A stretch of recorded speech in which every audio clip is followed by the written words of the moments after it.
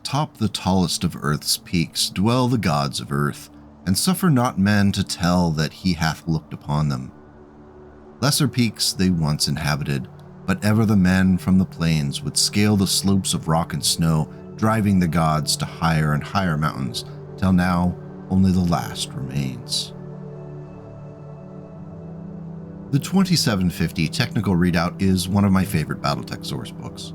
I remember sitting down and reading through it over and over again as a young teenager, appreciating the art and trying to wrap my young teenage brain around that Star League technology.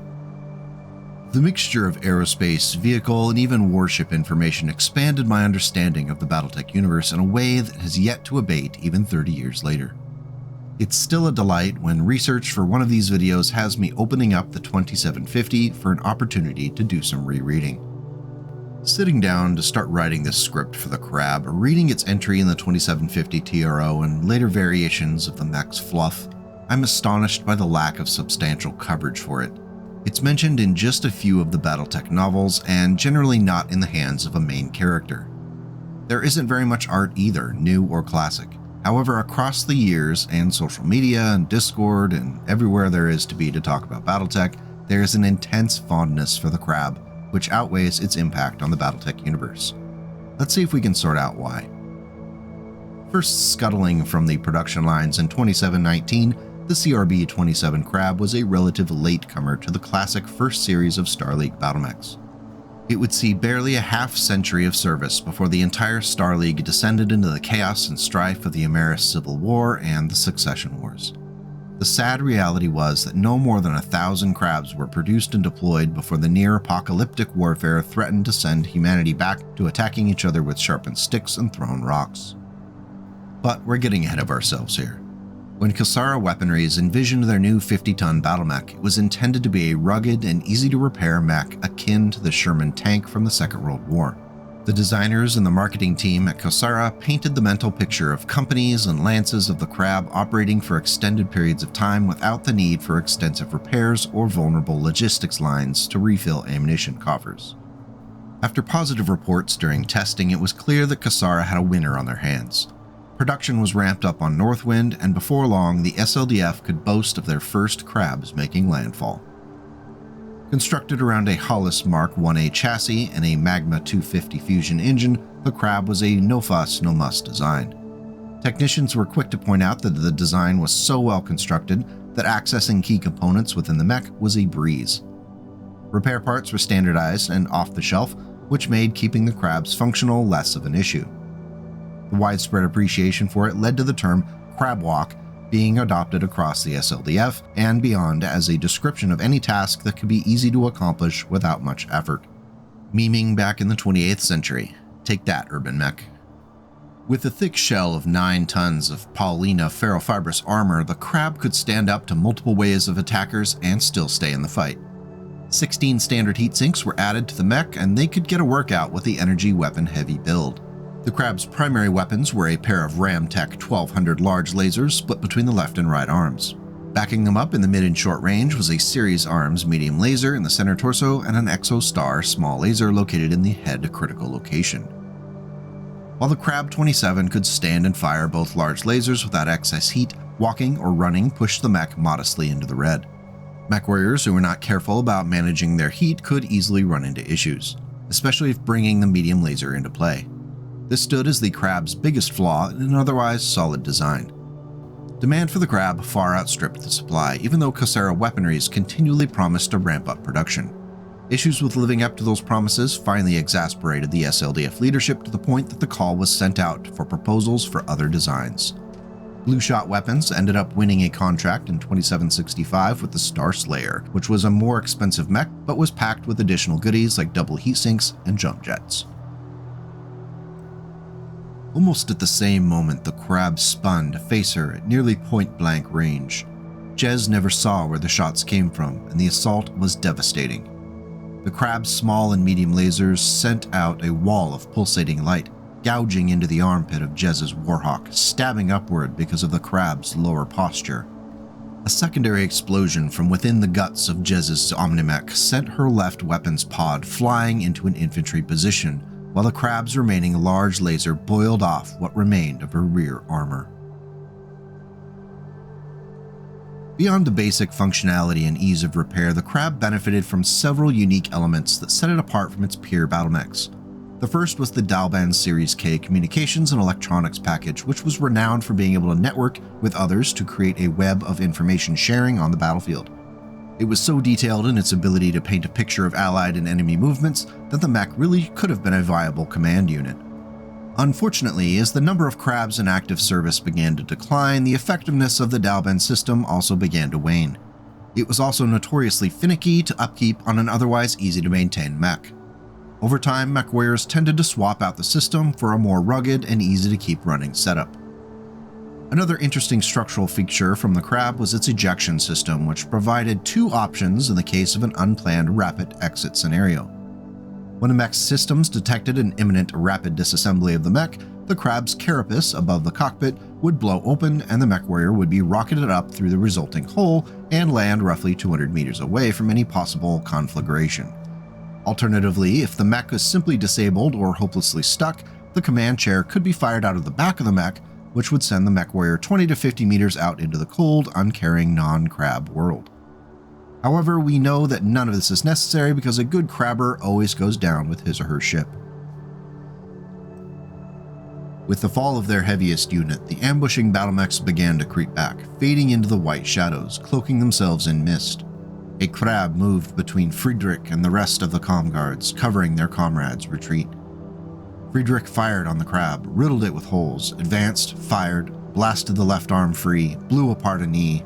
The mech warrior gamely tried to raise their right arm laser and hit back, but a laser from Friedrich's left arm weapon pod lanced through its heart. As the Crab's fusion reactor guttered and failed, the machine pitched to the ground.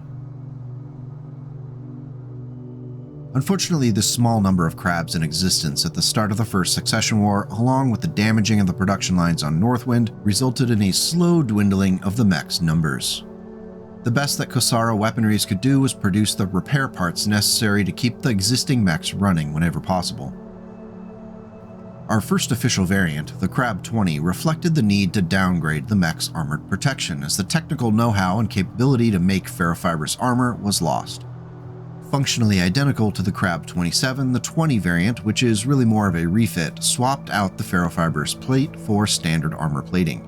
This dropped the overall protection of the mech from 161 points down to 144.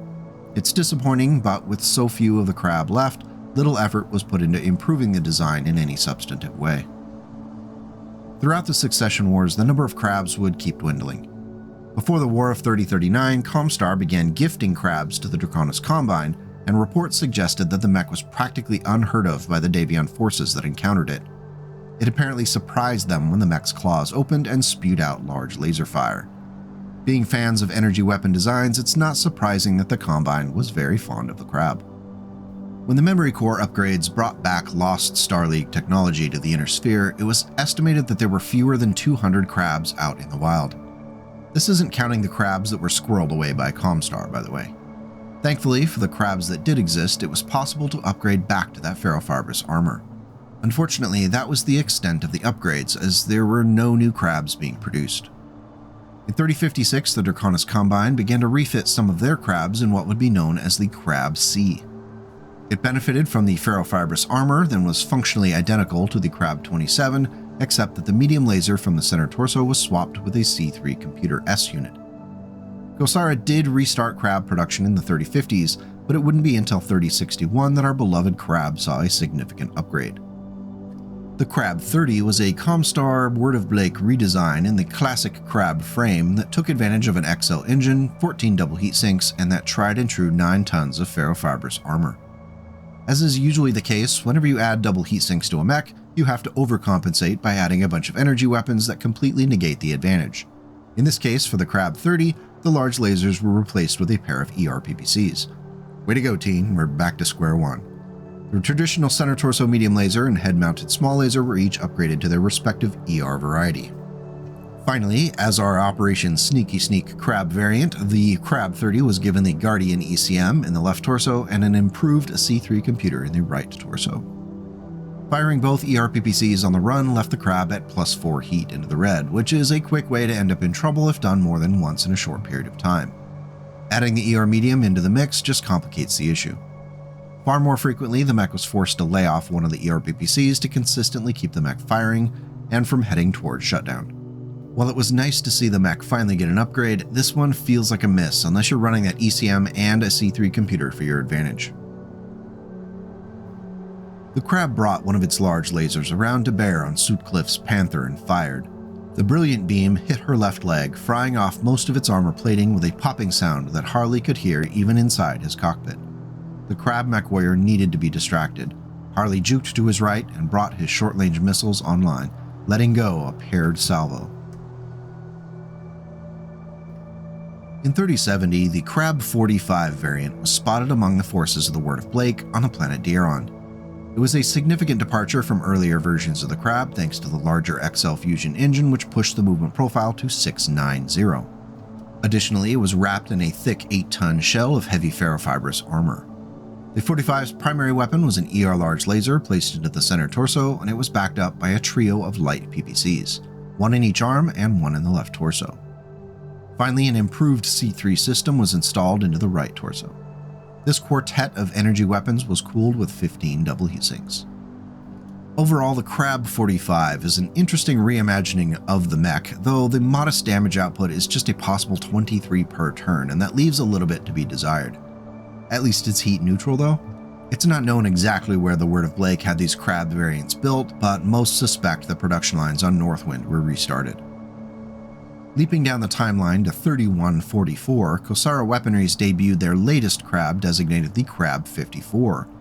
This variant is a radical departure from the original Crab 27 seen in your mechs on the line. The Crab 54 is an incredibly expensive luxury battle mech that will hit your wallet so hard you'll think you ran into Malvina Hazen when she hasn't quite yet had her morning coffee.